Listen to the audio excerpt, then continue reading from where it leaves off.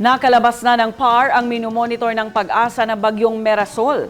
Bagamat nasa labas ng Philippine Area of Responsibility, nagdudulot pa rin ito ng pag-ulan sa malaking bahagi ng Luzon.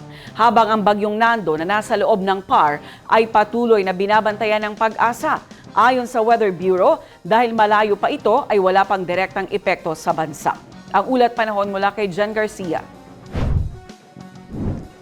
Sa weather bulletin mula sa Pag-asa, makikita sa ating iWeather Center na nakalabas na ng Philippine Area of Responsibility si Bagyong Mirasol. As of 10 a.m. kaninang umaga ay nasa 395 km west ng Kalayaan, Cagayan na ito. Bagamat nasa labas na ng PAR ay nagdadala pa rin ito ng maulap hanggang sa maulang panahon sa malaking bahagi ng Luzon. Habang si Bagyong Nando naman sa loob ng PAR ay huling namataan sa 1,325 km east ng Central Luzon. Ayon sa Weather Bureau, dahil malayo pa ito sa ating bansa, ay wala pa umano itong direktang epekto dito. At para naman sa magiging lagay ng ating panahon bukas, sa Cotabato City maglalaro ang agwatang temperatura sa 23 to 32 degrees Celsius at nasa 40% ang chance of rain.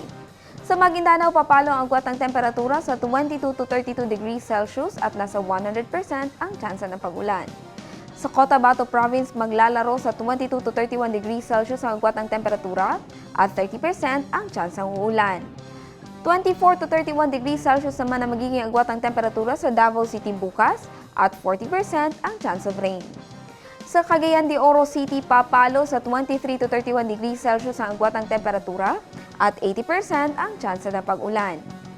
24 to 30 degrees Celsius ang inaasahang magiging agwat ng temperatura sa Zamboanga City bukas at 60% ang tsansa ng uulan. Ang Lanao del Norte papalo bukas sa 22 to 30 degrees Celsius ang agwat ng temperatura at nasa 60% ang tsansa ng pag-ulan. Habang sa Lanao del Sur naman ay makakaranas ng 17 to 26 degrees Celsius ang agwat ng temperatura at nasa 90% ang chance of rain. Ang araw ay sumikat kaninang 5:45 ng umaga at lumubog ng 5:58 ng gabi. At yan ang latest mula sa ating iWeather Center.